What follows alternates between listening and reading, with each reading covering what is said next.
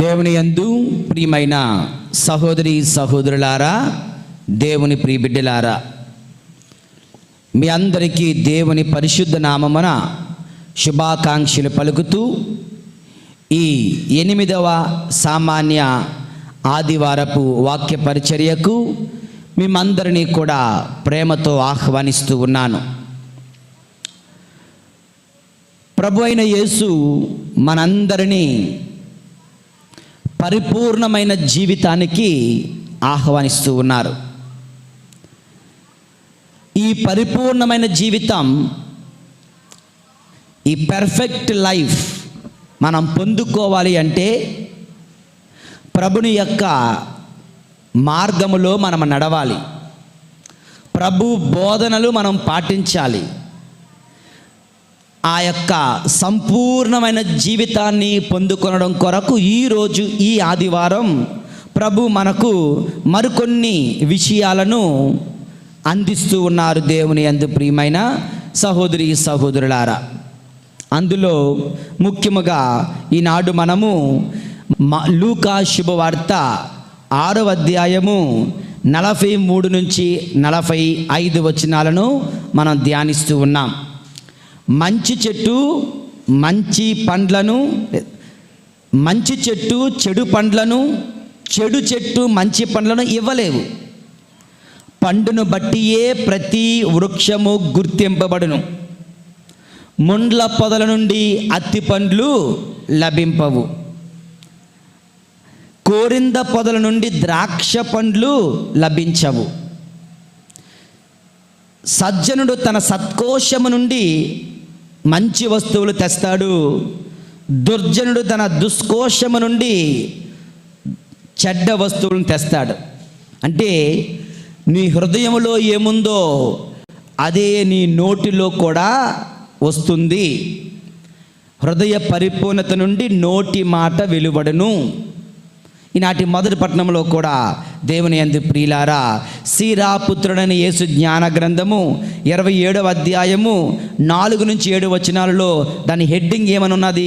సంభాషణలు, కన్వర్జేషన్స్. మన మాటలు ఎలాగుండాలి, ఎలాగుంటాయి? ప్రభు అంటున్నారు, ఊపిన జల్లెడలో మట్టి పిల్లలు మిగిలినట్లే నరుని సంభాషణలో దోషములు కనిపిస్తాయి. కుమ్మరి చేసిన కుండకు పరీక్ష అగ్ని ఆవము, అట్లే నరుని వ్యక్తిత్వానికి పరీక్ష అతని సంవాదం, అతని మాట్లాడే తీరు. చెట్టు కాపును బట్టి దానికి ఎంత పరామర్శ జరిగిందో ఊహించవచ్చును. అట్లే నరుని మాటల తీరును బట్టి అతని క్యారెక్టర్ మనము తెలుసుకోవచ్చును.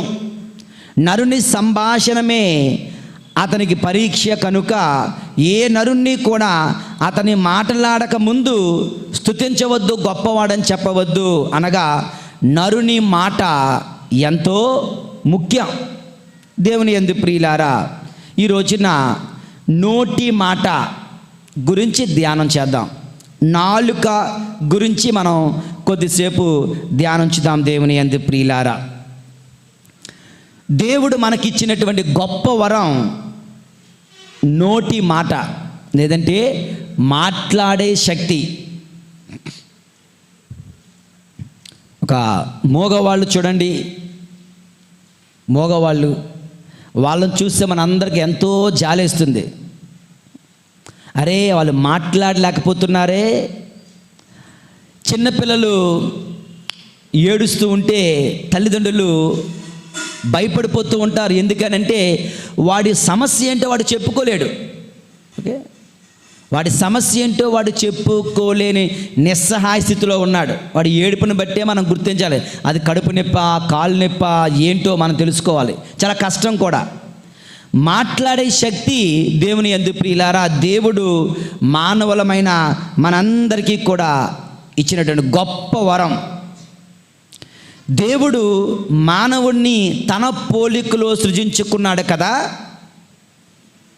తన పోలిక ఏమిటి? ఒకానొక పోలిక మాట్లాడే పోలిక. ప్రభు మాట్లాడేవాడు, ప్రభు శబ్దము చేసేవాడు, ప్రభు ఆమెన్ అనువాడు, ప్రభు అగునుగాక అని పలికినవాడు. అవునా? అట్టి ప్రభు, మాట్లాడే ప్రభు మనందరికీ కూడా మాట్లాడే శక్తిని కూడా ఇచ్చాడు.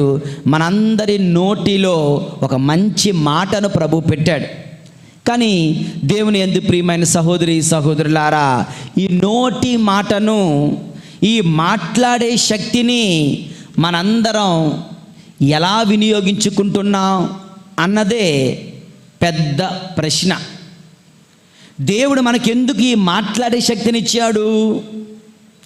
దేవుని స్తుతించడానికి, ఆయన్ను ఆరాధించడానికి, మంచిని పలకడానికి, మార్గాన్ని చూపడానికి, హితబోధ చేయడానికి, సువార్తను ప్రకటించడానికి దేవుడు మనందరి నోటిలో మాటను పెడుతున్నాడు. దేవుని యందు ప్రియులారా, కానీ మనందరం కూడా తరచుగా ఆ నోటి మాటను దుర్వినియోగం చేసుకుంటున్నాం. మనందరం ఆ యొక్క నోటి మాటను దుర్వినియోగం చేసుకుంటున్నాం. దేవుని యందు ప్రియమైన సహోదరి సహోదరులారా, నోరు మంచిదైతే ఊరు మంచిదవుతుంది అన్నారు. నోరు మంచిదైతే ఊరు మంచిదవుతుంది. ఒకనొక ఆసామి ఒక ఊరిలో అడుగు పెడుతున్నాడంట. అడుగు పెడుతుంటే ఆ ఊరి బయట పొలిమేరల్లో ఒక మర్రి చెట్టు కింద ఒక స్వామీజీ తపస్సు చేసుకుంటున్నాడంట. ఈ యొక్క ఆసాం అడుగుతున్నాడు ఆ స్వామీజీని, అయ్యా ఈ ఊరి పేరు ఏం పేరు? మరి కాతేరు అన్నారు. ఓకే, మరి ఈ ఊరు మంచిదా, ఈ ఊరు చెడ్డదా అని అడిగాడట. ఆ యొక్క ఆ స్వామీజీ అంటున్నారు, అది నీ నోటి మాటను బట్టి ఉంటుందయ్యా. నీ నోరు మంచిదనుకో ఊరంతా మంచిగా ఉంటుంది, నీ నోరు చెడ్డదనుకో ఊరంతా చెడ్డగా నీకు అనిపిస్తుంది, నువ్వు అనుభవిస్తావు. కనుక ఈ ఊరును బట్టి కాదు నువ్వు తెలుసుకో, నీ నోరును బట్టి ఈ ఊరును అంచనా వేసుకోవాలి. మంచిగా మాట్లాడు, అందరూ నిన్ను మంచిగా స్వీకరిస్తారు అని చెప్పడం జరిగిందంటే దేవుని యందు ప్రియమైన సహోదరి సహోదరులారా, ముందుగా ఈ నాలుక గురించి కొన్ని విషయాలు తెలుసుకుందాం. తర్వాత మరికొన్ని విషయాలు ఎలా జీవించాలో, ఎలా మాట్లాడాలో, ఏం మాట్లాడకూడదో మనం ఈనాటి వాక్యాన్ని బట్టి తెలుసుకుందాం. దేవుని యందు ప్రియులారా, యాకోబు పత్రిక చూడండి, 3వ అధ్యాయము 1వ వచనం నుండి. యాకోబు గారు రాసినటువంటి లేఖ 3వ అధ్యాయం. సహోదరులారా, డైరెక్ట్గా 6వ వచనం చదివేద్దాం. 6వ వచనం, నాలుక నిప్పు వంటిది, అది ఒక దోష ప్రపంచము, దానికి నిలయము మన శరీరమే, అది మన శరీరమునంతను మలినము చేయును, మన జీవితమును సర్వనాశనమునకు చేయును, అది నిప్పు పెట్టును, తర్వాత దానికి ఆ అగ్నిజ్వాల నరకము నుండి ప్రాప్తించును. దేవుని యందు ప్రియులారా, 8వ వచనం, కానీ నాలుకను లోబరుచుకుని మానవుడు ఎవడూను లేడట, అది విశ్రమింపని చెడుగు, ఘోర విషపూరితము. ఓకే, నాలుక దోష ప్రపంచము అంటున్నారు. అనేక విధాలుగా కీడులు తెచ్చే ప్రమాదం అయితే ఉంది. నాలుక గురించి తరచుగా పిల్లలకి నేను ఒక కథ చెప్తూ ఉంటాను. ఏంటది? ఒకనొక రాజుగారు తన కుమారుడికి పట్టాభిషేకం చేయాలనుకున్నాడంట. రాజుగారు తన కుమారునికి పట్టాభిషేకం చేయాలంటే ముందు పరీక్షించాలి కదా, ఆ కుమారుడు యోగ్యుడో కాదో. పరీక్షార్థము ఆ కుర్రవాడిని పిలిచి రాజకుమారుడిని, అయ్యా నేను నిన్ను రాజుగా అభిషేకించాలి, పట్టాభిషేకం చేయాలంటే నువ్వు ఒక పని చేయాలి. ఏంటదా? నువ్వు తెలివైన వాడివి అని నిరూపించుకోవాలి. ఎలా నిరూపించుకుంటా నా తెలివితేటలు అంటే, నువ్వు బయటికి వెళ్ళు, 6 నెలలు టైం తీసుకో, కావలసిన గుర్రాలు, రథాలు, సైనికులు, డబ్బు, ఐశ్వర్యం తీసుకొని వెళ్ళు, ఈ రాజ్యమంతా ప్రపంచమంతా తిరిగిరా.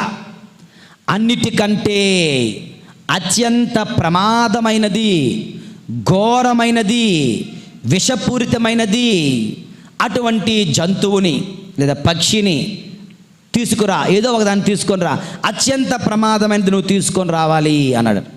సరే తండ్రి గారా, రాజాజ్ఞ నేను పాటిస్తాను అంటూ ఈ యవనస్తుడు గుర్రాలై వేసుకొని బయలుదేరాడంటే దేవుని యందు ప్రియులారా. 6 నెలల టైం అయింది. ఇంకా ఆయన తిరిగి వస్తున్నాడు. రాజ్యంలో ఉన్న వాళ్ళందరూ వచ్చారంట. ఇదిగో వస్తున్నారు. ఏదో భయంకరమంది తెచ్చుంటారు. కొంతమంది సింహాన్ని తెచ్చుంటాడు, లేదు పులిని తెచ్చుంటాడు, లేదు నాగుపాముని తెచ్చుంటాడు, లేదా విషాన్ని తెచ్చుంటాడు. ఇలా రకరకాలుగా వాళ్ళందరూ ఊహించుకొని వస్తున్నారు. పెద్ద పెట్టెను లాక్కొని వస్తున్నాడు మనవాడు. రాజుగారి ముందు వచ్చేసరికి పెద్ద పెట్టి తెరిస్తే అందులో ఇంకొక పెట్టి ఉంది. ఆ పెట్టిని తెరిస్తే ఇంకొక చిన్న పెట్టి, ఆ పెట్టిని తెరిస్తే మరొక చిన్న పెట్టి, చిట్ట చివరికి ఇంత పెట్టి ఉంది అందులో, చిన్న పెట్టి. ఇదేంటి? ఈ రాజకుమారుడు ఓడిపోయాడు, ఏదో తెమ్మంటే ఏదేదో తెచ్చాడేంటి అనుకున్నారు. తీరా అది తెరిచి చూస్తే, ఆ పెట్టి తెరిచి చూస్తే అందులో ఒక నాలుక ఉంది. ఏంటి నాలుక అంటే, ఇది ఒక దుర్మార్గుడి నాలుక. రాజకుమారుడు ఎక్స్ప్లెయిన్ చేస్తున్నాడట. ఇది ఒక పాపిష్టివాడి నాలుక. ఈ నాలుక ఎప్పుడు కూడా దూషణలు మాత్రమే పలికింది. ఈ నాలుక ఎప్పుడు గొడవలు పెట్టింది. ఈ నాలుక ఎప్పుడు అపదూరులు పలికింది. ఈ నాలుక శాపనార్థాలు పెట్టింది. ఈ నాలుకతో ఎన్నో కుటుంబాలు, గ్రామాలు, రాజ్యాలు కొట్టుకొని చచ్చాయి. కనుక దీనికన్నా విషపూరితమైన జంతువు కానీ, పక్షి కానీ, వస్తువు కానీ, విషయం కానీ ఇంకేముంటుంది రాజా అని చెప్పేసరికి ఆయన తెలివితేటలకు అందరూ చప్పట్లు కొట్టి మెచ్చుకొని, అక్షర సత్యం, నువ్వు చెప్పింది చాలా బాగుంది, కరెక్ట్ అని చెప్పారట. అయితే రాజుగా అభిషేకించేద్దామా అనుకున్నప్పుడు రాజుగారికి ఇంకొక ఐడియా వచ్చింది. సరే రాజుగా నేను అభిషేకిస్తాను, అందులో అనుమానం లేదు, కానీ ఇంకొక పరీక్ష ఉంది అన్నారట. ఇంకొక పరీక్ష? ఏం పరీక్ష? ఈసారి నువ్వు మళ్ళీ వెళ్ళి మరొక 6 నెలల టైం తీసుకో. ఈసారి అత్యంత అందమైనది, అమూల్యమైనది, ఆశింపదగినది, ఆశీర్వాదకరమైనది ఒక జంతువు కానీ, ఒక పక్షి కానీ, ఒక వస్తువు కానీ, ఒక విషయాన్ని తీసుకొని రా అని చెప్పారట. మనవాడు మళ్ళా బయలుదేరాడు. 6 నెలలు ప్రపంచమంతటా రాజు తిరుగుతా ఉన్నాడు. చిట్ట జరిగి మళ్ళీ వచ్చాడంట. వచ్చేసరికి ఈసారి అందరూ అనుకున్నారు ఒక చక్కనైన రామచిలకని తెస్తారనుకున్నారు, లేదా నెమలని తెస్తాడేమో అనుకున్నారు, లేదా రోజా పుష్పాన్ని తీసుకొని వస్తాడో, మల్లెపూలు తీసుకొని వస్తాడో, అన్నిటికన్నా అందమైనది ఏముంటుంది అనుకొని చూడడానికి అందరూ ఎగబడి వచ్చారంట. తీరా మరలా పెట్టిని లాక్కొని వచ్చాడు. మరలా అందులో ఇంకో పెట్టి ఉంది. ఏముంటుంది? బహుశా అమృతం తెచ్చి ఉంటాడేమో అనుకున్నారు. కరెక్ట్గా తీస్తే అందులో అమృతమే ఉంది. కథే అమృత సమానమైన మరొక నాలుక ఉంది. ఈసారి రాజుగారు కోపం వచ్చి, రే ఇంతకుముందు 4 తెచ్చావు, ఏదో ఊరుకున్నాను, మళ్ళీ 4 తెచ్చావేంటి? రాజా, ఈ నాలుక మహాపుణ్య పురుషునిది. ఈయన జీవితం అంతా ఎప్పుడూ కూడా దేవుని స్తుతించడం తప్ప మరొకటి ఎరుగడు. ఇతరులకు దీవెనలు ఇచ్చాడు, ఇతరులను దేవుని స్తుతించాడు, అజ్ఞానులకు జ్ఞానాన్ని బోధించాడు. ఈ 3 తప్ప మరి ఇంకేమీ ఆయన చేయలేదు. దేవుని స్తుతించడం, ఇతరులకు దీవెనలు పలకడం, శాంతిని చేకూర్చడం, ఇతరులకు హితబోధ చేయడం, ఇటువంటి మంచి పనులు చేశాడు. ఎంతకన్నా పుణ్యమైన, అందమైన, యోగ్యమైన, మంచిది ఇంకేముంటుంది లోకంలో రాజా అని చెప్పారట. అక్షర సత్యం అంటూ ఆ యొక్క రాజకుమారుడిని రాజుగా అభిషేకించడం జరిగిందంటే దేవుని యందు ప్రియులారా, మన నాలుక అయితే అది ఘోరమైన, భయంకరమైన, శాపకరమైన వ్యక్తిగా లేదంటే వస్తువుగా మారగలదు. లేదంటే దేవుని యందు ప్రియులారా, అదే నాలుక నీ మంచి మాటల ద్వారా, దీవెనల ద్వారా, సత్ప్రవర్తన ద్వారా అది ఒక ఆశీర్వాదకరంగా అందమైనదిగా కూడా మారగలదు. ప్రియమైనటువంటి సహోదరి సహోదరులారా, మరి నీ నాలుక ఎలాగుంది? నీ నాలుక, నీ నోటి మాట ఏ విధంగా ఉంటుంది? ప్రియమైన సహోదరి సహోదరులారా, కొన్ని నాలుకలు చూసినట్లయితే అబద్ధాలాడే నాలుకలు ఉంటాయి. కొంతమందికి నోరు తిరిగితే అబద్ధమే, నిజమంటే రాదు, నిజమంటే పలకలేడు. ప్రభు అంటున్నారు, అబద్ధాలకు తండ్రి ఎవడు? సాతానుడు. ఆయన మొదటి నుంచి అబద్ధికుడే. మొట్టమొదటి అబద్ధం ఎవరు చెప్పారు? మొట్టమొదటి అబద్ధం ఎవడు చెప్పించాడు? ఆదాము చెప్పాడు మొట్టమొదటి అబద్ధం. కానీ ఆదాముతో చెప్పినవాడు ఎవరు? లేదా ఏవమ్మతో చెప్పినవాడు సాతానుడు. ఏమని? ఇదిగో ఏవమ్మ, ఏంటి ఈ చెట్టు పండు తినడం, అన్ని తినడం, ఈ చెట్టు పండు తినడం లేదు. ఏమంటుంది? అయ్యో ఈ చెట్టు పండు తిని మేము చచ్చిపోతామంట. హే, ఎవరు చెప్పారు నీకు ఈ చెట్టు పండు తింటే చచ్చిపోతావని? ఈ చెట్టు పండు తింటే చచ్చిపోవు. ఈ చెట్టు పండు తింటే నువ్వు కూడా దేవునిలాగా అయిపోతావు, దేవునిలాగా మారిపోతావు, దేవుడంతటి వాడవైపోతావు అని అబద్ధము చెప్పినటువంటి వాడు సాతానుడు. నేను దేవుడిలాగా అయిపోతానా? నేను దేవుడు అంతటి వాడిని అయిపోతానా? అందుకే నన్ను ఈ చెట్టు పండు ప్రభు తినొద్దన్నారా అని గబుకొని తీసుకుని తిన్నది. అవునా కదా? దేవుని యందు ప్రియమైన సహోదరి, అబద్ధాలాడే నాలుక. ఒకడు అబద్ధం ఆడాలి అంటే all patent rights are given to the devil. Okay, ఆ డెవిల్ ఇప్పుడు మనకి యూట్యూబ్లో అప్పుడప్పుడు ఇక్కడ స్క్రీన్ మీద ఏమైనా ఒక పాట డిస్ప్లే చేసి దాన్ని కూడా షూట్ చేసిన వెంటనే ఒక టిక్ వస్తుంది. ఈ పాటను ఎవడైతే కనిపెట్టాడో, రాశాడో, కూర్చాడో వాడి దగ్గర నుంచి మెసేజ్ వస్తుంది అన్నమాట, నా పాటను నువ్వు వాడుకున్నావు, పేటెంట్ రైట్స్ నావి, ఆ పాట నువ్వు వాడుకోవడానికి వీల్లేదు. Okay, patent rights. అబద్ధం ఒకటి పలకాలంటే అది ఎక్కడి నుంచి రావాలి? ఆ కంపెనీ ఓనర్ ఎవడు? సాతానుడు. సాతానుడి దగ్గర, అయ్యా నాకు ఒక అబద్ధం ఇస్తావా? 1-10 అబద్ధాలు ఇస్తాను, తీసుకోపో. చాలా జనరస్గా ఉంటాడు. ఓకే, అబద్ధాలాడే నాలుక, అబద్ధ సాక్ష్యం పలకకు ఇందువుగా కానీ ప్రభు అందుకే పలికారు. దేవుని యందు ప్రియులారా, మనందరి జీవితాలలో నోరిప్పితే అబద్ధాలు, అబద్ధాలతోనే జీవితం గడుపుతున్నారు. దేవుని యందు ప్రియుల, అబద్ధాలు ఆడగా ఆడగా ఆడగా హృదయము బరువెక్కిపోతుంది, హృదయము బరువెక్కిపోతుంది. నిజం మాట్లాడితే మొదట్లో కష్టంగా ఉన్నా తర్వాత ధైర్యంగా ఉంటుంది, హృదయము తేలిగ్గా ఉంటుంది. ఒక అబద్ధం ఆడేవాడు దాన్ని జాగ్రత్తగా గుర్తుంచుకోవాలి. మరొకసారి ఇంకొక అబద్ధం ఆడితే రెండు కలవవు. అవునా, నీ అబద్ధాల పొద్దు కలటం లేదురా అంటారు. నిజం మాట్లాడేవాడు గుర్తుంచుకోవాల్సిన అవసరం లేదు. ఎందుకని? ఎన్నిసార్లు మాట్లాడినా నిజమే చెప్తారు, ఇంకో మాట మాట్లాడ్డు కనుక. అబద్ధాలాడే నాలుక కొంతమంది. దేవుని యందు ప్రియులారా, పర్ఫెక్ట్ జీవితం, పరిపూర్ణమైన జీవితానికి ప్రభు మనల్ని కోరుతున్నారు. మన నోటి మాటను పవిత్రపరచుకోమంటున్నాడు, మన నాలుకను పవిత్రపరచుకోమంటున్నాడు.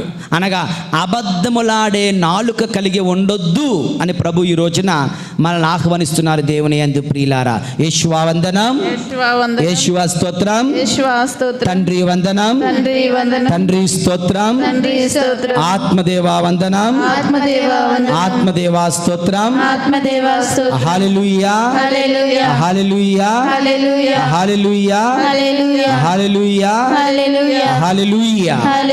హల్లెలూయా, హల్లెలూయా. ఇక రెండవ రకం నాలుక ఏంటి? అబద్ధాలాడే నాలుక. ఓకే, రెండవ రకం నాలుక గొప్పలు చెప్పుకునే నాలుక. ఏ నాలుక? గొప్పలు చెప్పుకునే నాలుక. మాట్లాడితే నేనెంత, నేనంతా, ఇదిదో గొప్పలు. మాట్లాడితే గొప్పలు చెప్పుకుంటూ తనను తాను హెచ్చించుకునే మనుషులు మన మధ్యన లేరా? మనము కామా?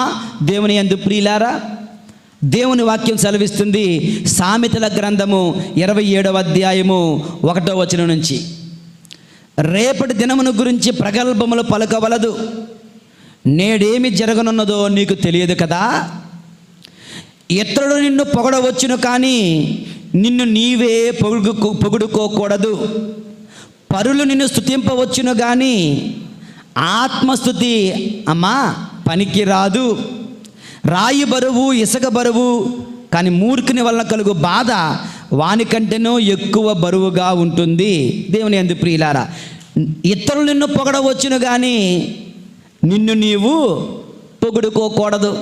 ఇదంట ఎవరో చెప్పారు. ఈ పొగడ్త అన్నది సీతాకోక చిలుక వంటిదంట. సీతాకోక చిలుక మనకి ఏం నేర్పిస్తుంది? అప్పుడు పిల్లలు ఆడుకుంటూ ఉండేవారు. సీతాకోక చిలుక మన ముందు నుంచి అలా వెళ్తూ ఉంటే దాన్ని పట్టుకోవడానికి వెళ్తుంటే అది ముందుకు ఎగిరిపోతూ ఉంటుంది. ఇంకా అక్కడికి వెళ్తే ఇంకా ముందుకు వెళ్ళిపోతుంటుంది. దాన్ని ఎంతగా పట్టుకోవాలని వెనకాతల పరుగులు తీస్తావో అది అంతగా దూరం అయిపోతూనే ఉంటుంది. నువ్వు ప్రశాంతంగా అక్కడ కూర్చో, దాన్ని పట్టించుకోకు, దాని గురించి ఆలోచించకు. అదేం చేస్తుంది? అలా తిరిగి నీ మీదకే వచ్చి వాళ్తుంది. పొగడ్తలు కూడా అంతే. వాడు నన్ను పొగడాలి, వీడు నన్ను పొగడాలి అని పొగడ్తల కోసం వెళ్తూ ఉంటే అది దూరం అయిపోతూ ఉంటుంది. ఎలవై అంటారు. నేను చేసింది ఏదో నేను చేశాను, దేవుని కోసం చేశాను. ఇతరుల పొగడ్తల గురించి నువ్వు ఆలోచించనప్పుడు ప్రజలు తప్పకుండా వచ్చి నిన్ను పొగుడుతారు, నిన్ను గౌరవిస్తారు, నిన్ను సన్మానిస్తారు. దేవుని యందు ప్రియులారా, ఇది మనం నేర్చుకోవాలి. కానీ చాలామంది గొప్పలు చెప్పుకోవడంలో దిట్ట. ఓకే, గొప్పలు చెప్పుకోలేదు. 10 రూపాయలు ఇచ్చి 1000 రూపాయలు ఇచ్చామంటారు. అవునా? 10 రూపాయలు ఇచ్చి 1000 రూపాయలు ఇచ్చామంటారు. అది చేశాను, ఇది చేశాను అంటారు. ఈ గుడి పుట్టక ముందు నుంచి మేము ఇక్కడ నుంచి ఉన్నామంటారు. అవునా? ఇలా గొప్పలు చెప్పుకునే నాలుక నీదై కాకూడదు. అబద్ధాలైన నాలుక నీది కాకూడదు. దేవుని యందు ప్రియమైనటువంటి సహోదరి సహోదరులారా, ఇక నిజము ఒప్పుకోని నాలుక. మూడోది ఏంటడా? నిజము ఒప్పుకోని నాలుక. ఎవరిది? ఆదాము, ఏరా నాయనా ఎక్కడున్నావు? ఆ చెట్టు పొదల కింద దాక్కున్నాను. నేను తినవద్దు అన్న చెట్టు పొడని తిన్నావా ఏమి? అవును తిన్నానని చెప్పాలా? నేను ఎక్కడ తిన్నాను? నీవు నాకు తోడుగా ఇచ్చినటువంటి స్త్రీయే. నిజం ఒప్పుకోవచ్చుగా? ఒప్పుకోలే. నువ్వు నాకు తోడుగా ఇచ్చిన స్త్రీయే చేయమని చెప్పచ్చు.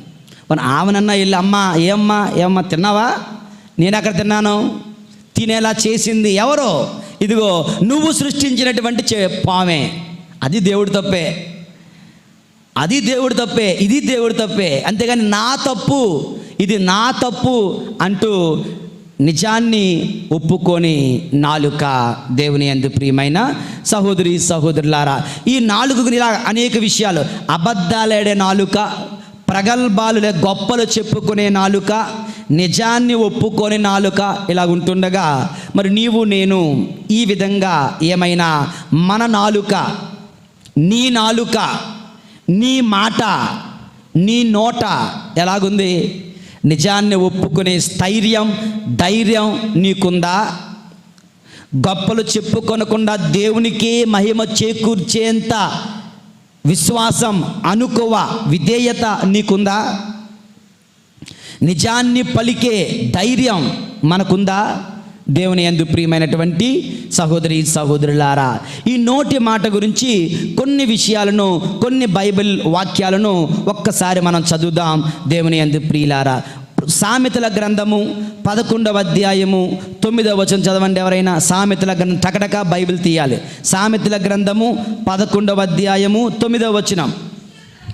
నా తర్వాత చెప్పండి అందరూ, లేదంటే ఓకే. 9వ వచనం. చెప్పండి. దుష్టుడు తన మాటల ద్వారా తోటి వారిని నాశనము చేయును.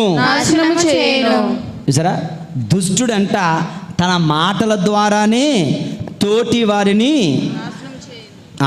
నాశనం చేస్తాడంట.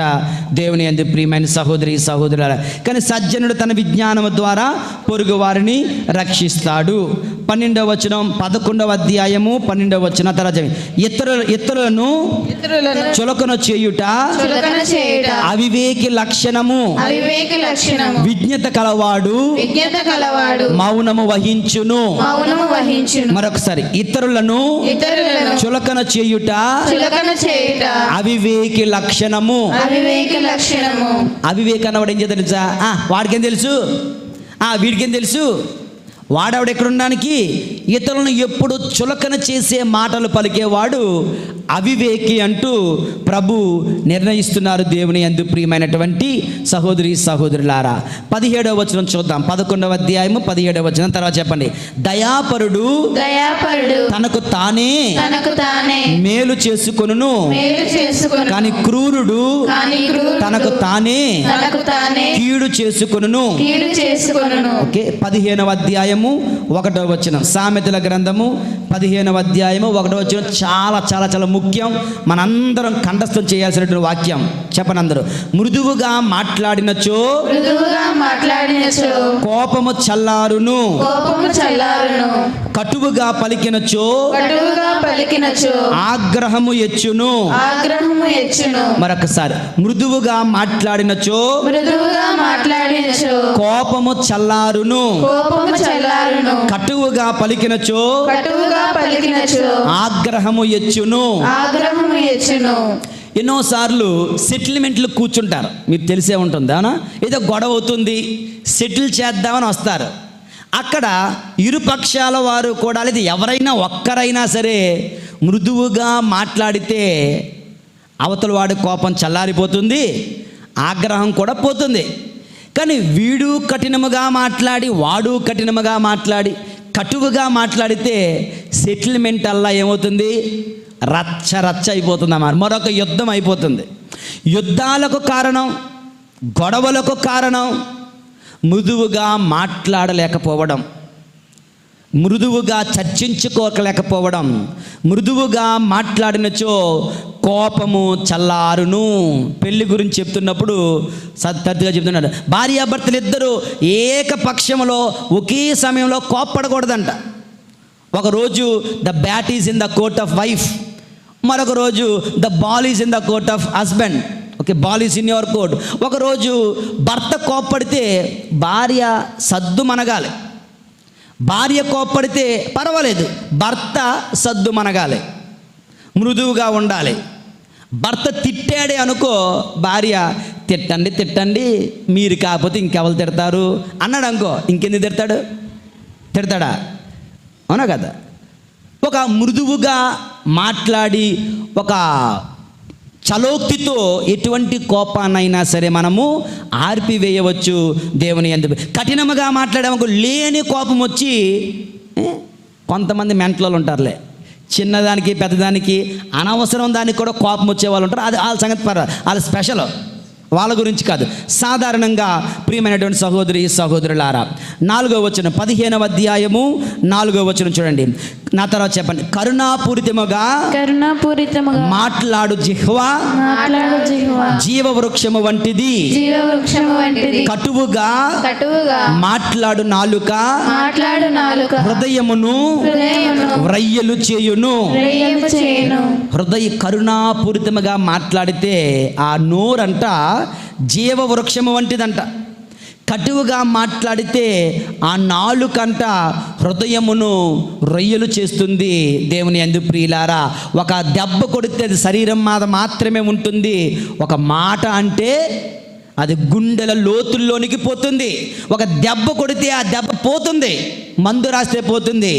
కానీ ఒక మాట అంటే అది తిరిగి పోదు, ఎల్లకాలం అలాగే ఉండిపోతుంది. కనుక నోటి మాటను భద్రపరుచుకోవాలి. నోటిలోంచి వచ్చే ప్రతి మాట జాగ్రత్తగా పలకాలి. దేవుని యందు ప్రియులారా, మత్తయి సువార్త 12వ అధ్యాయము 37వ వచనం. మత్తయి సువార్త 12వ అధ్యాయము 37వ వచనం. మీ మాటలను బట్టి మీరు దోషులో నిర్దోషులో. మరొకసారి చదవండి. మత్తయి సువార్త 12వ అధ్యాయము 37వ వచనం. మీ మాటలను బట్టి నీవు దోషివో నిర్దోషివో అది. నువ్వు మంచివాడవా చెడ్డవాడివా, దోషివా నిర్దోషివా, నీ మాటలు చాలు, ఇంకేమీ వద్దు. సామెతల గ్రంథము 12వ అధ్యాయము 21వ వచనం. సామెతల గ్రంథము 12వ అధ్యాయము 21వ వచనం. సన్మార్గులకు ఆపదలు వాటిల్లవు, తిప్పలు తప్పవు. Death and life are in the power of the tongue. జీవము మరణము నీ నోటిలోనే ఉంటూ ఉంది. ప్రియమైన సహోదరి సహోదరులారా, దేవుని ప్రియబిడ్డలారా, మరి ఈ రోజున ఇప్పటి వరకు నాలుక ఎటువంటి నాలుక? అబద్ధాలాడే నాలుక, గొప్పలు చెప్పుకునే నాలుక, నిజాన్ని ఒప్పుకోని నాలుక. నాలుక గురించి అనేకమైన బైబిల్ వాక్యాలను చదువుతూ వచ్చాం కదా. ఇప్పుడు ప్రాక్టికల్గా కొన్ని విషయాలు, ఈరోజు నేను ఏం చేయాలండి, ఇక నుంచి నేను ఎలాగుండాలండి అన్నట్లయితే, మొట్టమొదటిగా నీవు నీ జీవితంలో పాటించాల్సిన మొట్టమొదటి సూచన, ఇతరులను ఎన్నడూ కూడా విమర్శించకు. That's a great charity you can do to your neighbour. నువ్వు నిజంగా నీ తోటి వారిని ప్రేమించే వ్యక్తివైతే నువ్వు విమర్శలు చేయకుండా జీవించండి. మీరు విమర్శలు ఆపండి. ప్రభు అంటున్నారు కదా, ఇదిగో నీ కంటిలో దూలమును ఉంచుకొని పొరుగువాని కంటిలో నలుసును చూచి అది తీయడానికి ప్రయత్నిస్తావా? అతనిని విమర్శిస్తావా? అతనిపై విమర్శలు నిందలు వేస్తావా అంటున్నారు. మనము ఒకరిని విమర్శించే హక్కు, రైట్ మనెవ్వరికీ కూడా లేదంట. దేవుని యందు ప్రియమైన సహోదరి సహోదరులారా, విమర్శలకు దూరంగా ఉండాలి. నీ నాలుక ఎప్పుడూ కూడా విమర్శలు చేయకూడదు. ఒకరోజు ఇలా పూజ అయిపోయిన తర్వాత ఒక లేడీ ఒక ఫాదర్ గారి దగ్గరికి వచ్చారట. వచ్చి, ఫాదర్ గారండి, దేవుడు నాకు ఒక వరాన్ని ఇచ్చాడు తెలుసా అన్నాడట. వరం? ఏం వరం అంటే, చాలామందికి భాషల్లో మాట్లాడే వరం, పాటలు పాడే వరం, స్తుతించే వరం, అవునా, భవిష్యత్తు తెలియజేసే వరం, ఇవన్నీ తెలుస్తాయి కదా, దేవుడిచ్చే ఆత్మవరాలు. ఈవిడ, నాకు దేవుడు ఒక వరం ఇచ్చాడండి. ఏం వరం ఇచ్చాడు అంటే, ఎక్కడైనా తప్పు జరిగితే టకేనని కనిపెడేస్తాను నేను. అదే, ఎక్కడైనా తప్పు జరిగితే వెంటనే కనిపెట్టి విమర్శించగలిగే, అదే సినిమా క్రిటిక్స్ అంటారు చూడండి, సినిమా రివ్యూ రాసేవాళ్ళు, అలాగనమాట. ప్రతి జీవితాన్ని కూడా రివ్యూ రాయగలను. వీడు ఎలాంటోడు, వాడు ఎలాంటోడు, ఆమె ఎలాంటిది, ఈమె ఎలాంటిది, నాకు దేవుడు ఇచ్చిన టాలెంట్ అండి అన్నాడట. అయితే ఆ ఫాదర్ గారు అంటున్నారు, అమ్మా, బైబిల్లో ప్రభు చెప్పిన ఉపమానాల్లో ఒక వ్యక్తి ఉన్నాడు, ముగ్గురు వ్యక్తులు ఉంటారు. ఒకడికి 10 నాణ్యాలు, రెండోవాడికి 5 నాణ్యాలు, మూడోవాడికి 1 నాణ్యం ఇచ్చారు. ఆ కథ ఉందా తెలుసా? తెలుసు ఫాదర్ గారండి. 10 నాణ్యాలు ఉన్నవాడు ఏం చేశాడు? మరి 10ని సంపాదించాడు. 5 నాణ్యాలు ఉన్నవాడు ఏం చేశాడు? మరి 5 సంపాదించాడు. 1 నాణ్యం ఉన్నవాడు ఏం చేశాడు? వెళ్ళి గొయ్యి తీసి కప్పెట్టాడు. నువ్వు కూడా అదే పని చేయి. ఏంటి? నువ్వు కూడా అదే పని చేయి. నీకున్న ఒక్క టాలెంట్ నువ్వు అనుకుంటున్నావే, ఇంటికి వెళ్ళి గొయ్యి తీసి కప్పెట్టే. ఎవరిని విమర్శించకు. మరొకరిని విమర్శించే హక్కు నీకు లేదు అని చెప్పడం జరిగిందంటే దేవుని యందు ప్రియమైన సహోదరి సహోదరులు. దానికి బదులుగా ప్రజలను, బిడ్డలను, భర్తను, భార్యను, కుటుంబాన్ని, సహ ఉద్యోగులను, సంఘస్థులను, గురువులను, మఠవాసులను విమర్శించడానికి బదులు అప్రిషియేట్, ఉత్సాహపరచు, ప్రోత్సహించు. దేవుని యందు ప్రియులారా, హెచ్జి వెల్స్ అనే ఒక కుర్రవాడు ఉన్నాడు. 1800 సంవత్సరంలో ఆ యొక్క కాలంలో జీవించిన వాడు. ఈయన తెల్లవారి 5 గంటలు లేచేవాడంట. ఒక షాపులో పనిచేసేవాడంట. షాపు తుడవడం, 10 గంటల వరకు షాపులో ఉండడం, తర్వాత స్కూల్కి వెళ్ళడం, మరలా రావడం, మరలా షాపులో పనిచేయడం, ఇలా జీవిస్తూ ఉన్నాడంట. అయితే ఈ షాపులో ఉన్న ఓనరు అతనిని విమర్శిస్తూ ఉండేవాడు. స్కూల్లో టీచర్లు కొంతమంది అతన్ని విమర్శిస్తూ ఉండేవాళ్ళు. ఇలా చాలా సంవత్సరాలు గడిచిన తర్వాత ఇతని జీవితంలో విరక్తి పుట్టేసి తల్లి దగ్గరికి అంటున్నాడు, అమ్మా, నాకు చచ్చిపోవాలని ఉంది, నేను చనిపోవాలన్నది, నేను ఆత్మహత్య చేసుకొని చచ్చిపోతాను, నువ్వేమనుకోకు, నువ్వు ఏడవకు, నేను ఈ బ్రతుకు బతకలేను అన్నాడు. అది కాదు నాయన, అలా కాదు, అమ్మ ఎన్ని చెప్పినా వినిపించుకోవడంలే. ఇంతలో అమ్మకు ఒక ఐడియా వచ్చింది.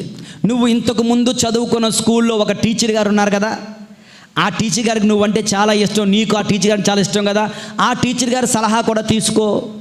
ఆవిడ ఎక్కడో దూరంగా ఉన్న ఉత్తరం రాయి అన్నారట. సరే అని చెప్పి ఉత్తరం రాయడం మొదలుపెట్టాడు. ఓకే, టీచర్ గారికి, పాత స్కూల్లో చదువుతున్నటువంటి టీచర్ గారండి, నా బ్రతుకు చాలా భయంకరంగా ఉంది, నేను చనిపోవాలనుకుంటున్నాను, ఆత్మహత్య చేసుకోవాలనుకుంటున్నాను, నాకు మీ సలహా ఇవ్వండి అని రాశాడు. ఉత్తరం రాసింది. ఆవిడ తిరిగి ఒక ఉత్తరం రాసిందంట. ఏమని?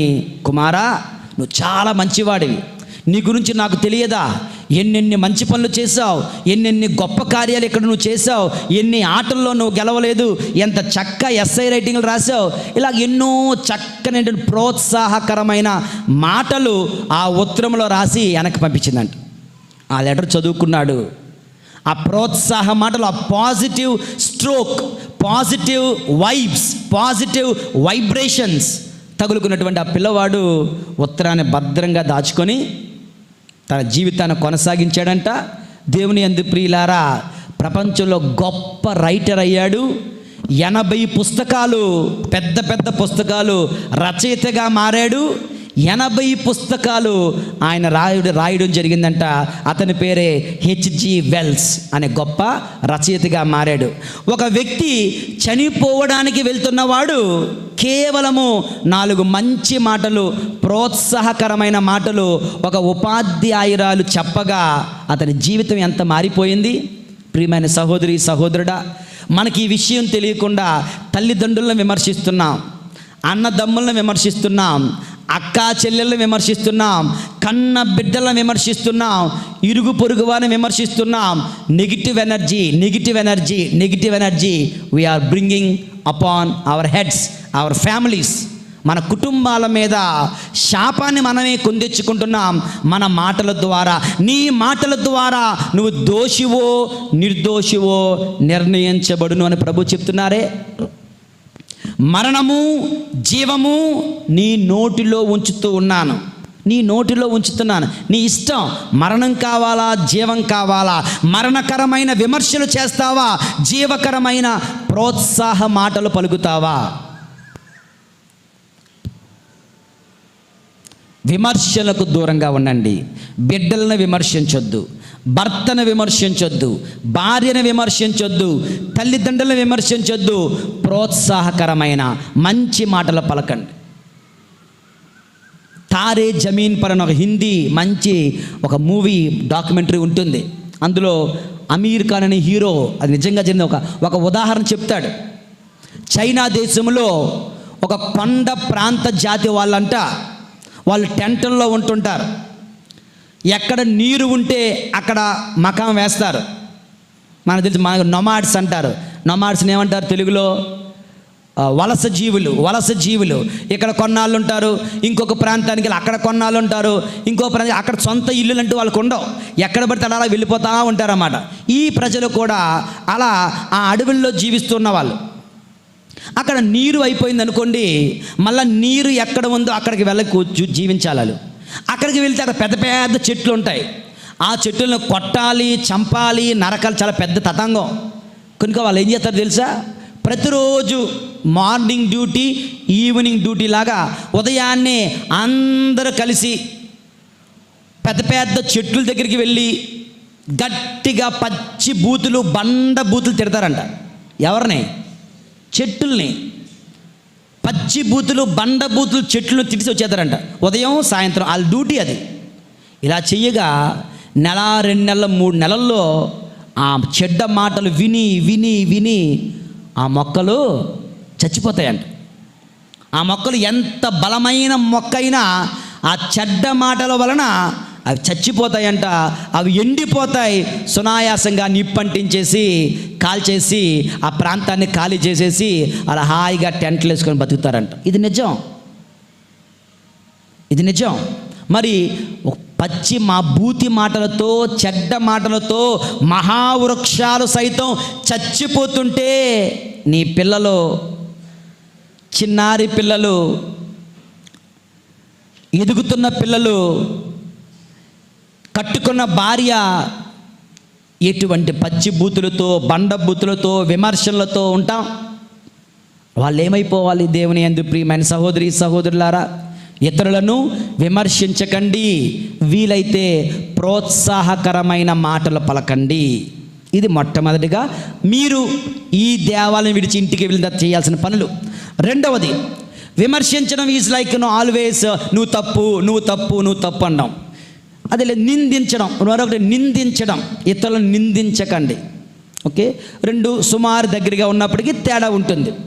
నిందించడం అనుకంటే ఒక చిన్న ఉదాహరణ చెప్తాను దేవుని యందు ప్రియులారా. అది 18వ శతాబ్దం 1892లో ఆథర్ రాన్ డన్ అనే వ్యక్తి 2 ఆల్టర్ బాయ్స్ కోసం ఒక కథ రాశాడు. కథ కాదు, నిజంగా జరిగిన సంఘటన. 2 ఆల్టర్ బాయ్స్, పూజ సహాయం చేస్తున్న 2 పిల్లలంట. పిల్లల జాతికి వినండి. ఒక వ్యక్తి ఈస్టర్న్ యూరోప్లో ఉన్నాడు, మరొకడు USA అమెరికాలో ఒక చిన్న టౌన్లో ఉన్నాడు. ఓకే, యూరోప్లో పూజ సహాయం చేసే అబ్బాయి, అమెరికాలో పూజ సహాయం చేసే అబ్బాయి 2-3 సంవత్సరాల తేడా ఒకే సంవత్సరాల్లో. అయితే పూజ సాయం చేస్తున్నప్పుడు ద్రాక్షరసము, నీరుని పూజ సాయం పిల్లలు ఆ గది నుండి ఇలాగ పీఠం మీద తీసుకొని రావాలి. అవునా? యూరోప్లో ఉన్న గురువు, యూరోప్లో ఉన్నటువంటి ఆల్టర్ బాయ్ ఆ యొక్క ద్రాక్షరసాన్ని, నీరుని పట్టుకొని వస్తుండగా ఈ కార్పెట్ మీద కొంచెం కొంచెం, చిన్నపిల్లలు కదా, చెయ్య వణుకుతుంది, ద్రాక్షరసాన్ని కిందన పారబోసేవాడంట. పారబోస్తే ఈస్టర్న్ యూరోప్లో ఆ బిడ్డ దగ్గర ఆ గురువు గెట్ అవుట్ అని చెప్పి తిట్టి, యూ ఇడియట్ అని తిప్పి రకరకాలుగా తిట్టి బయటికి పంపించేశాడంట. ఓకే, అమెరికాలో కూడా ఒక చిన్న ఆల్టర్ బాయ్ ఇలాగే ద్రాక్షరసాన్ని కిందన పడేస్తూ పీఠం దగ్గరికి వస్తే చూశాడట. ఆ ఫాదర్ గారు ఆ పిల్లవాడిని దగ్గరికి వెళ్ళి, ఏం భయపడకు, కొత్త కనుక నీకు ఇలాగే ఉంటుంది, అలవాటు అవుతుంది, నువ్వు కూడా ఒకరోజు నాలా గురువు అవుతావు అన్నారట. కట్ చేస్తే ఒక 30 సంవత్సరాల తర్వాత ఏమైందో తెలుసా?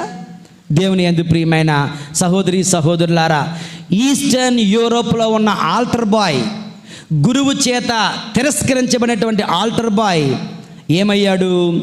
జోసెఫ్ బ్రాజ్ టిటో అనేవాడు యుగోస్లేవియా దేశానికి డిక్టేటర్గా, మోనార్క్గా మారి ఎంతోమందిని చావు కారణం, కఠినాత్ముడు అయిపోయాడంట, డిక్టేటర్ అయ్యాడంట.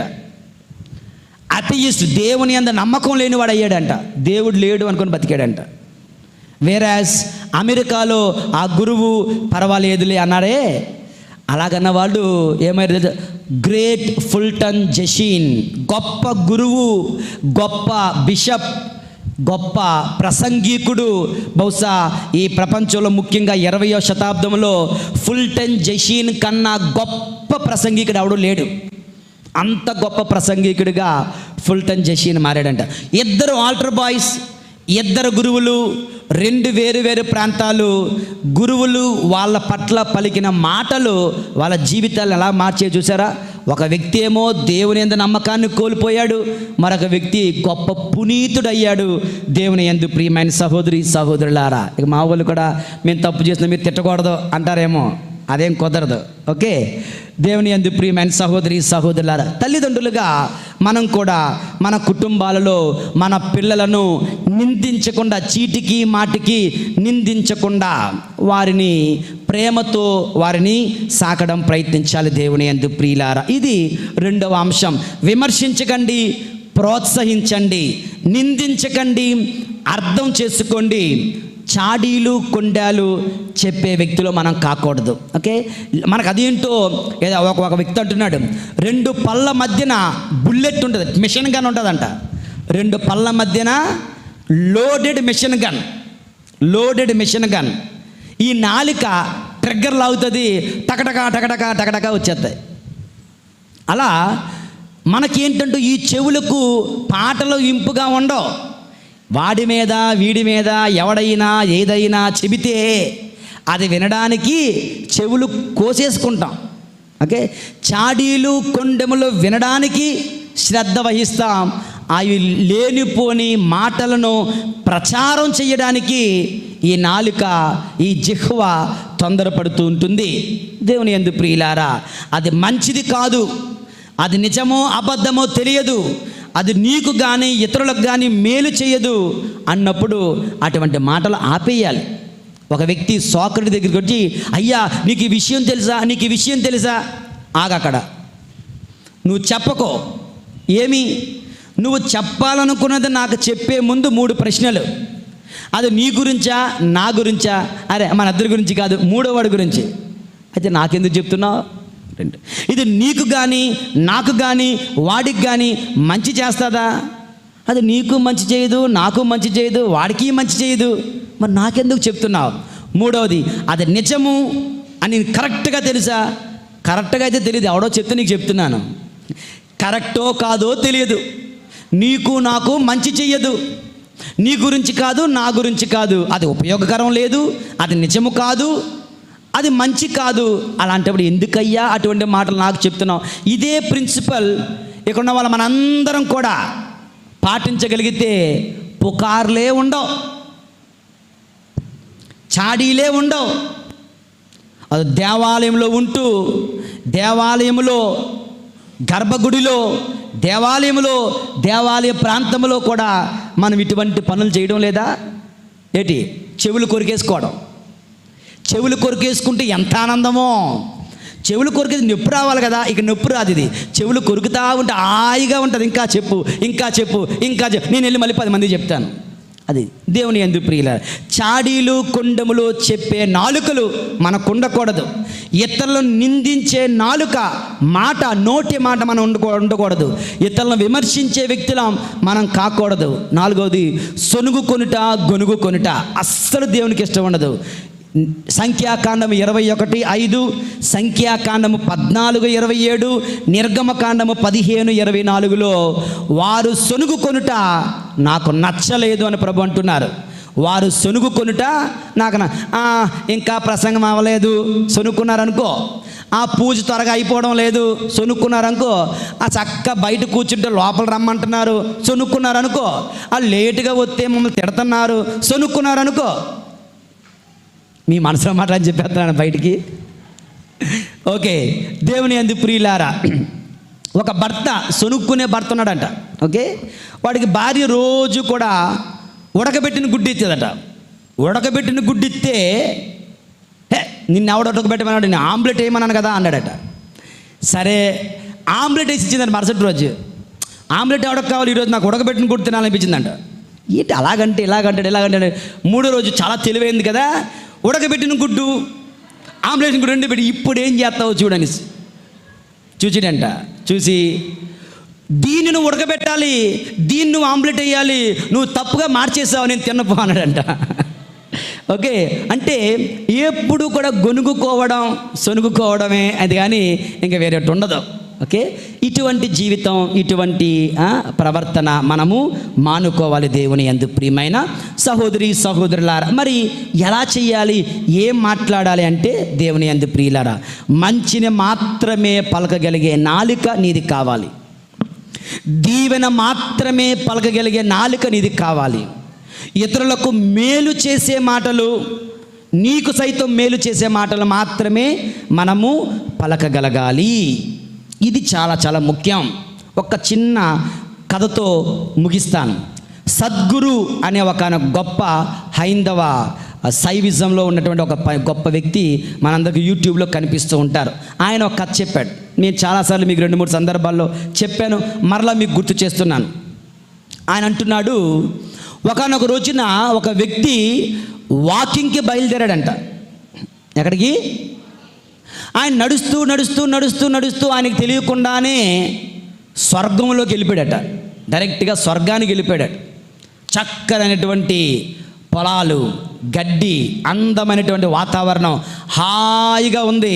అక్కడ ఒక పెద్ద చెట్టు ఉంటే నడిచి నడిచి అలసిపోయాను కదా అని ఆ చెట్టు కింద కూర్చున్నాడు. ఆ చెట్టు ఏంటి? కల్పవృక్షం. ఆడికి కూడా తెలియదు ఆ విషయం. ఆ కల్పవృక్షం దగ్గర కూర్చున్నాడు. బాగా ఆకలిస్తుంది, నాకు మంచి భోజనం ఉంటే బాగున్ను అని అన్నాడట. ఇలా నోటితో పలికాడో లేదో టక్కని వాడికి ఇష్టమైన భోజనాలన్నీ కళ్ళ ముందు వచ్చాయట. టక టక టక టక తినేసాడు హాయిగా. కడుపు నిండా తిన్నాను, గొంతుకు దాకా ఉంది, కొంచెం చక్కనైన త్రాగడానికి ఏదైనా ఉంటే బాగున్నే అని అన్నాడట. ఇలా పలికాడో లేదో, ఏదో అగునుగాక అంటే జరిగిపోయినట్లుగా పలికాడో లేదో అతనికి ఇష్టమైనటువంటి థమ్సప్, కోకోకోలా అన్నీ ఆడికి వచ్చేసాయి. మనోడు హాయిగా తినేసాడు, తాగేశాడు, అయిపోయింది. ఇంతలో కొంతసేపటికి ఇప్పుడు కానీ నిద్రపోతే భలేగా ఉంటుంది అనుకున్నాడట. హాయిగా నిద్రపోయాడు. ఇంతవరకు బాగానే ఉంది. నిద్రలోంచి లేచాడు. నేను ఒక్కడనే ఉన్నాను, ఇక్కడ ఎవరూ లేరే, ఇదంతా చాలా నిర్మానుష్యంగా ఉంది, కొంపదీసి దెయ్యాలు ఏమైనా వస్తాయా ఏంటి అన్నాడట. అంటే 4 దెయ్యాలు వచ్చేసాయంట, రాకడాక అనుకుంటూనే దెయ్యాలు వచ్చేసి ఈరి నన్ను చంపి తినేస్తాయా ఏంటి అనుకున్నాడంట. వెంటనే వచ్చి అని చంపి తినేసాయంట. అయిపోయింది. ఏదైతే తనకు కావాలనుకున్నాడో అది కోరాడు, జరిగింది. ఓకే, ఏదైతే వద్దు అనుకున్నాడో కానీ అది కూడా పలికాడు కనుక అది కూడా జరిగింది. నోటి మాట మంచిదై ఉండాలి. నీకు ఏది కావాలో అదే పలుకు, నీకు ఏది వద్దో అది పలకకో, అది మాట్లాడకో. యాక్సిడెంట్ అవుతుందేమో, అవి తీరుతుంది, తిరుగులేదు అందులోనే. అదేనా, నేను ఫెయిల్ అయిపోతానేమో, అయిపోతా. ఎందుకంటే నువ్వు ఫెయిల్ అయిపోను, నువ్వే పలికావు కనుక నీ మాటే నీకు దీవెన లేదా నీకు శాపం. కనుక ఈ నోటిలోంచి వచ్చే ప్రతి మాట, ప్రతి శబ్దం ఒక మంత్రం, దానికి శక్తి ఉంటుంది. అగునుగాక జరిగింది, ప్రతిదీ జరిగింది. లాజరు బయటికి రా, జరిగింది. నీ మంచాన్ని ఎత్తుకొని లేచి నడిచాడు. ప్రభు పలికిన ప్రతి మాట నెరవేరిందే. ఆ ప్రభు నిన్ను నన్ను తన పోలికలో తన సారూప్యములో చేసుకున్నాడు కదా. కనుక నీ నోటంట మంచి మాటలే రావాలి. నా కొడుకు పెళ్ళవుతుందా, వీడు ముదిరిపోతున్నాడు, ఆడు నిజంగా ముదిరిపోతాడు అలా అనుకో. నా కొడుకు పెళ్ళి అవుద్ది, ఈ సంవత్సరం పెళ్ళి అయిపోద్ది, నా కొడుకు ఈ సంవత్సరం ఉద్యోగం వస్తుంది, నా కూతురు జీవితం సెటిల్ అయిపోతుంది, ఓకే, నా పిల్లలు బాగా చదువుకుంటారు. నీ నోట వచ్చే ప్రతి మాట దీవెనకరమైనది, ఆశీర్వాదకరమైనది అవ్వాలి. నేను ఇతరులకు చెడు కోరుతాను, నాకు మాత్రం మంచి కోరుతాను అంటే జరగదమ్మా. అస్సలు జరగదు అది. ఓకే, ఇతరులకు చెడు జరగాలని కోరుకుంటే ముందు నీకు చెడు జరిగి తర్వాతే ఇతరులకు చెడు జరుగుతుందేమో తెలియదు, వాళ్ళకి జరగదు అసలు చెప్పాలంటే. ఓకే, ఇతరులకు మంచి కోరుకో, ఇతరులకు దీవెనలు కోరుకో, ఇతరులకు ఆశీర్వాదాలు కోరుకో, అది వాళ్ళకి జరిగి నీకు రెట్టింపు జరుగుతుంది. నీ నోట వచ్చే ప్రతి మాట పాజిటివ్ వైబ్ అవ్వాలి. ప్రభు అంటున్నారు, నీవు దోషివా నిర్దోషివా నీ నోటి మాటలే చెబుతాయి. జీవము మరణము నీ నోట్లోనే పెట్టాను. కనుక ఆదాము పాప ఫలితము ఎప్పుడు కూడా నాకు అప్పులు పాలైపోయాను, ఈ అప్పులు ఎప్పుడు తీరుతాయి, ఇంట్లో బియ్యం లేదు, ఇంట్లో పప్పులు లేవు, ఇంట్లో డబ్బులు లేవు, ఇంట్లో చాలా కష్టంగా ఉంది. బాగా ఉన్నా కష్టంగా ఉందని యాక్షన్ చేస్తారు కదా. ఉన్నవానికి ఇంకను వసగబడును, లేని వాని నుండి వానికి ఉన్నదియును తీసివేయబడును. నీ ఇంట్లో పప్పులు లేవు, ఉప్పులు లేవంటే నిజంగా పప్పులు ఉప్పులు లేకుండా పోతాయి. ఎప్పుడు డబ్బులు లేవంటే ఇంట్లో డబ్బులు లేకుండా పోతాయి. నాకు ఆరోగ్యం బాగోదు, నిజంగా నీకు ఆరోగ్యం బాగోదు. నా పిల్లోడు ముదిరిపోతాడు, నిజంగా ముదిరిపోతాడు. ఓకే, అలా కాకుండా నాకంతా మంచి జరుగుతుంది, దేవుడు నన్ను దీవిస్తాడు, దేవుడు నన్ను ఆశీర్వదిస్తాడు, అందరూ బాగుండాలి, అందరూ దీవింపబడాలి అంటూ మంచి మాటలతో మనము మన జీవితాన్ని కొనసాగి హృదయ పరిపూర్ణత నుండి నోటి మాట వెలువడును. ఇది ఈనాటి మన ధ్యానాంశం. హృదయ పరిపూర్ణత నుండి మంచి మాటలు రావాలి, దీవెనలు రావాలి, ఆశీర్వాద మాటలు రావాలి, దేవుని దీవెనలు అందరూ నిండుగా పొందుకోవాలి. పరిశుద్ధుడైన దేవుడు మనల్ని దీవింతురుగాక. పితా పుత్ర పరిశుద్ధ ఆత్మ నామమున